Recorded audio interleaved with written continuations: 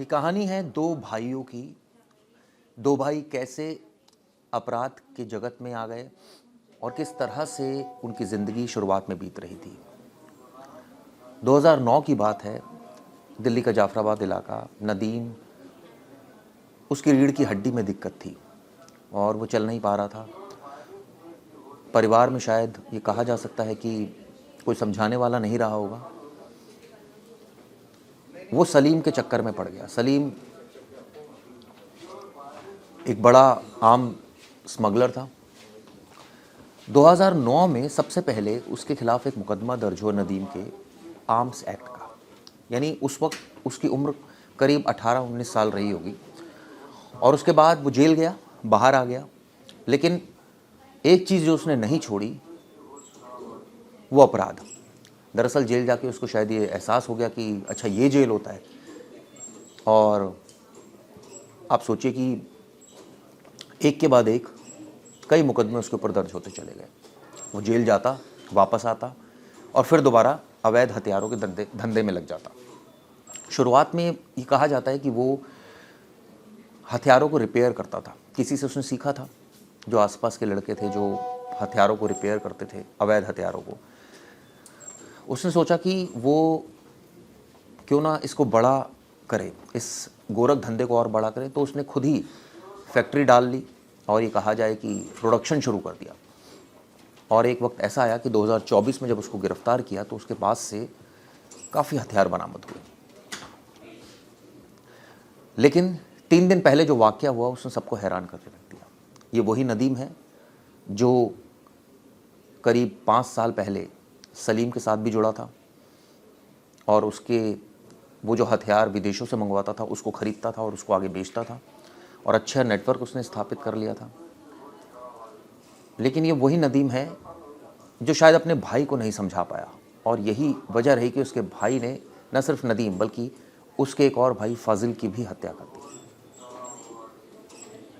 ये कहानी बताती है किस तरह से जाफराबाद में या कहें कि दिल्ली के मुस्लिम बहुल इलाके में कुछ परिवार ऐसे हैं जो शायद अपराध के जगत में जा चुके हैं, या ये कहें कि अपराध ही उनकी दुनिया है। ये सिर्फ कहानी नदीम और फाजिल के नहीं है, बल्कि वहाँ कई ऐसे और बदमाश भी रहे जो अब जेल की हवा खा रहे हैं। चाहे वो हाशिम बाबा हो, चाहे नासिर छेनू गैंग हो। धीरे धीरे इनका वर्चस्व बढ़ता है और फिर जब ये अपराध ज़्यादा करते हैं तो पुलिस इन्हें पकड़ लेती है और फिर जेल की सलाखों के पीछे डाल देती है। कई ऐसे अपराधी हैं जिनके खिलाफ मकोका लगा, जो अब जेल से बाहर आने के सपना ही देख रहे हैं सिर्फ।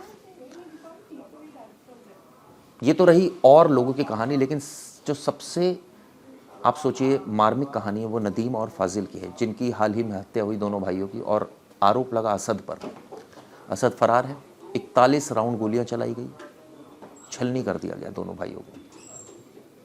ये वही भाई थे दोनों जो कभी एक की रीढ़ में, जैसे मैंने बताया, हड्डी में दिक्कत थी तो उसने फाजिल का सहारा लिया, पहले असद का ही सहारा लिया जिसने उसकी हत्या की। काफ़ी समय तक दोनों मिलकर काम कर रहे थे, फिर सलीम के साथ जुड़ गए। जब सलीम जेल चला गया तो फिर खुद काम संभाल लिया सारा। और उसके बाद आप सोचिए उसी असद ने उनको मार डाला।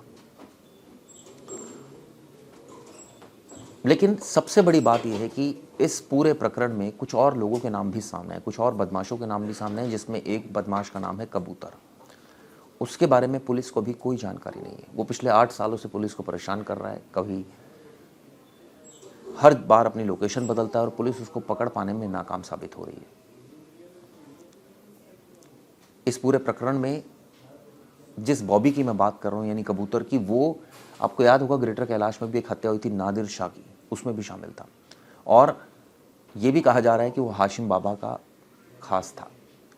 हाशिम बाबा बेशक जेल में है, गैंगस्टर हैं, कई सारे मुकदमे हैं, कभी छेनू और नासिर के लिए काम करता था, लेकिन उसके बाद उसने अपना ही गैंग बना लिया। और आप सोचिए कि कई शूटर्स उसने उसमें जोड़ लिए। ये वो 2 शख्स जो मारे गए, यानी कि हाल ही में जो मारे गए नदीम और फाजिल, इनका भी लिंक हाशिम बाबा से बताया जा रहा है। यानी ये अपराधी डायरेक्टली या इनडायरेक्टली एक दूसरे से जुड़े हुए हैं। कोई किसी का कॉमन दोस्त है तो कोई किसी का कॉमन दोस्त है। जैसे यहाँ ये आरोप है, ये कहा जा रहा है कि असद और कबूतर के बारे में जो जानकारी थी वो ये दोनों पुलिस को मुहैया करा रहे थे और इस वजह से इन दोनों को मार डाला। और बिज़नेस में भी चूँकि असद को हटा दिया था और फाजिल को जोड़ लिया था नदीम ने, तो इस वजह से दोनों को मार डाला। कहानियाँ बहुत आ रही हैं, लेकिन सच्चाई ये है कि दोनों एक वक्त में गरीब परिवार से ताल्लुक़ रखते थे और धीरे धीरे उन्होंने अवैध धंधे में घुस गए हथियारों के, और अरेस्ट भी हुए, जैसे मैंने बताया, जेल भी गए, कई बार बाहर भी आए, लेकिन वो डरे नहीं। उनको लगा कि इसमें अच्छी कमाई है और वो जुर्म की रास्ते पर ये कहा जाए कि वो आगे चलते चले गए। और आप सोचिए कि सलीम के भी टच में है इस दौरान 2024 में भी वो पकड़े गए और आखिर में उनका अंजाम क्या रहा कि उन दोनों की ही हत्या हो गई। यानी बुरे काम का बुरा नतीजा इस पूरे घटना से साफ होता है। लेकिन इस पूरे कैरेक्टर में पुलिस की भूमिका भी संदिग्ध है, क्योंकि जब इस तरह के अपराधी पनप रहे होते हैं तो पुलिस क्या कर रही होती है? ये काम पुलिस का है कि इन्फॉर्मेशन गैदर करिए, काम पुलिस का है कि ये लोग हथियार कहाँ से ला रहे हैं, इसके बारे में पता करें, इन पर वॉच रखें, इनको न्यूट्रलाइज करें, इनके खिलाफ सख्त से सख्त कार्रवाई करें। और अदालतों का भी ये फ़र्ज़ बनता है कि ऐसे आरोपियों को बेल ना दें। ठीक है, अगर लग रहा है कि वो सीरियल ऑफेंडर है, वो बार बार अपराध करे जा रहे हैं, तो ऐसे अपराधियों को जेल में ही रखना ठीक है। वो ठीक है कि जेल से भी कई अपराधी अपराधनामा लिख रहे हैं, लेकिन ये भी बात सच है कि अगर इन पर जितना सख्ती की जाएगी उतना ही सही रहेगा। क्योंकि अगर ये बाहर रहेंगे, जाफराबाद या सीलमपुर की गलियों में घूमेंगे और हथियार तस्करों के संपर्क में रहेंगे, तो आप सोचिए कि ये फिर हथियार प्रिक्योर करेंगे, फिर इसको आगे खरीदेंगे, बेचेंगे, मोटी रकम कमाएंगे और फिर मुकदमे होंगे, फिर जेल जाएंगे, फिर वापस आ जाएंगे, फिर यही काम करेंगे। तो ऐसे अपराधियों पर नकेल कसने की ज़रूरत है। और ये उन लोगों के लिए भी सीख है जो अपराध की दुनिया में वहाँ के लड़के कुछ शामिल हुए हैं कि आप देखिए इस अंजाम क्या हुआ, कि आप इस गोरख धंधे में थे, कुछ वक्त आपने बेशक